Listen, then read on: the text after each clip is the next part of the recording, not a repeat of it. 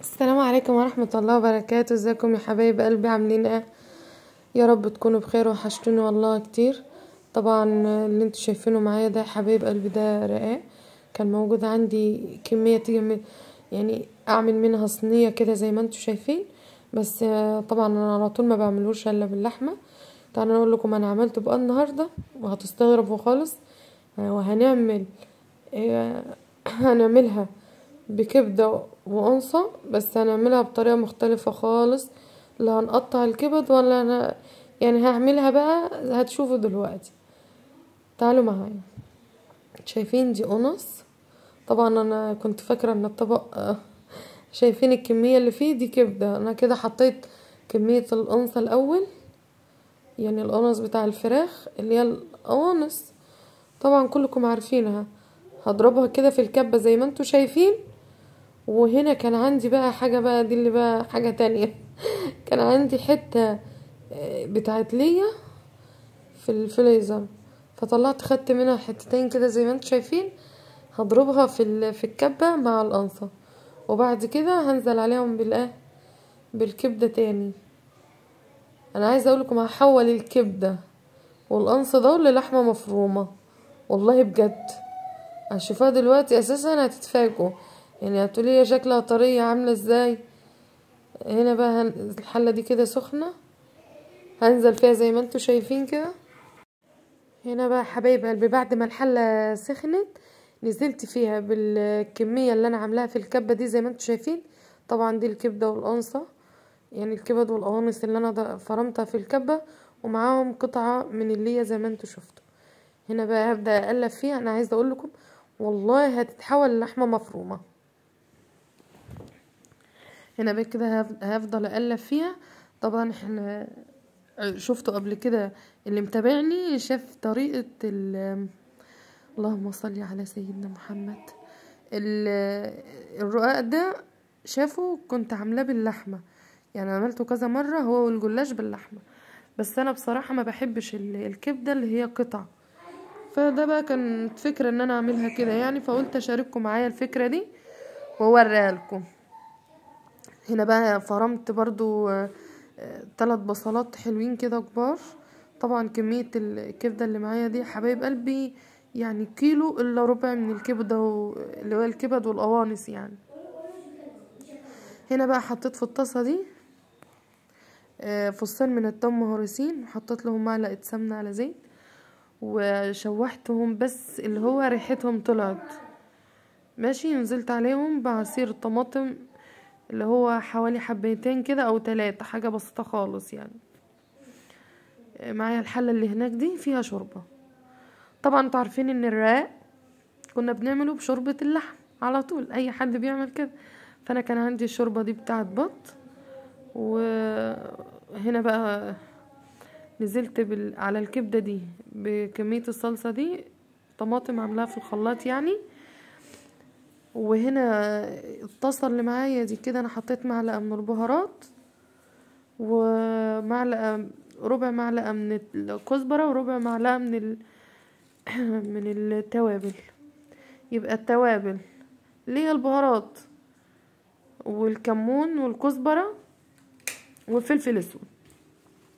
هخلي التقلية اللي معايا في الطاسة دي تنشف خالص. وهنا بقى الشوربة كانت هنا حطيت ملح. ايوه ونسيت اقول لكم في الاول ان انا حطيت معلقة سكر. حبايب قلبنا كده هنا برضو حطيت الملح والبهارات. طبعا كل واحد بيحط البهارات اللي بيحبها. انا بالنسبه لي بحط اللي هي ال7 بهارات والفلفل الاسود والكزبره الناشفه وخلاص، والملح ومعلقه سكر. شايفين انا هنا بقى نزلت بالتقليه اللي انا عملتها دي في الشوربه. استنى. وعملتها هنا يا حبايب قلبي، فرمت قرنين من الفلفل الحامي اللي هو الحراق ده، وقلبتهم مع الكبده كده زي ما انتوا شايفين.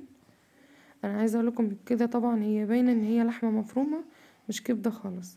هنا بقى تعالوا اقول لكم بقى على يعني التكات اللي انا بعملها هنا في الشوربه بتاعه الرقاق.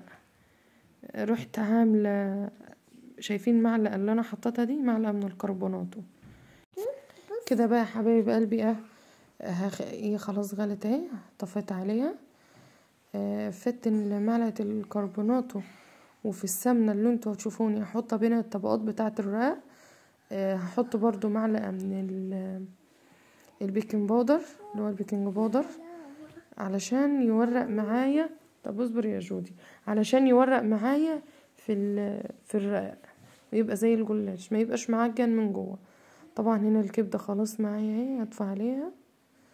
وبالنسبه للشوربه جاهزه دلوقتي. وكده انتوا عرفتوا. هقول لكم تاني دلوقتي على التقليه اللي انا حطيتها في الشوربه دي. شايفين هنا انا بحط اللي هو البيكنج باودر ده في السمنه. هنا بقى حماتي قاعدة بقى هترصها. احنا كده يا حبايبي في المطبخ ماشي. دهنت الصينية سمنة. هنا هتبل الرقاق طبعا كده زي ما انتوا شايفين. انا لقيت المعلقة اللي معاها دي مش هتنجز بصراحة، فروحت حاطة اللي هو المعلقة الكبيرة بس. هنا بقى هعمل ايه؟ هنا بين كل رقاق ورقاقة بتحطها زي ما انتوا شايفين كده، انا بحط رشة سمنة يعني. والله يا حبايب قلبي الرقاق ده كان راقد عندي وحرام ان انا اسيبه يبوظ.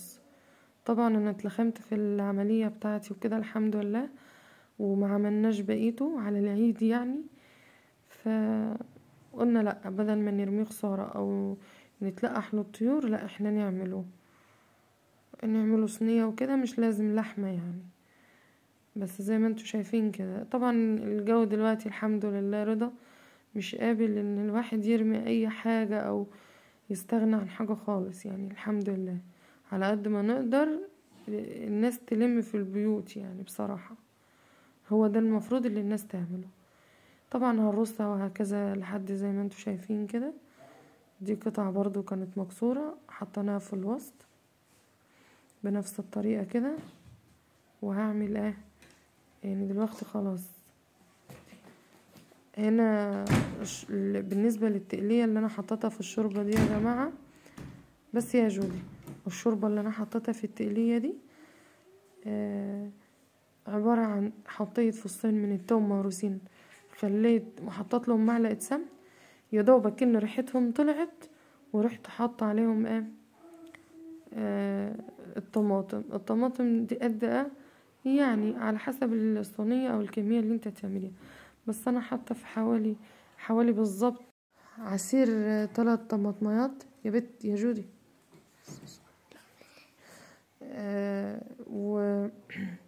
ونزلتها بيهم على التوم، وحطيت معلقة من السكر، وفوقهم حطيت معلقة، كل حاجة معلقة، الكزبرة، البهارات اللي هي ال7، والمعلقة الملح، بس مش اكتر من كده يعني. السكر والملح والبهارات بتاعتي حطيتها، استنيت لما نشفوا خالص. هنا طبعا انتوا شفتوا كده انا حطيت الطبقة بتاعت الكبدة في النص. وهنا بقى هدخلها الفرن، سخنت الفرن ودخلتها. طبعا انا كنت المفروض ان انا كنت خرطها قبل ما ادخلها الفرن وهنا الحمد لله انا مخرطتهاش الا بعد ما طلعت. بس غطيتها يعني اطرت شوية وبعدين رحت مخرطاها. بصراحة اتخرطت بكل سهولة الحمد لله. حبايب قلبي يا رب الفيديو يعجبكم. والله يعني وانا عاملاه قبل كده على القناة، بس انا كان يوم غدا بقى وكنت كنت محتاجة ان انا بصراحة اصور فيديو، فقلت اوريهولكم يعني. يا رب الفيديو ينال اعجابكم. مع السلامة، ما تنسوش اللايك.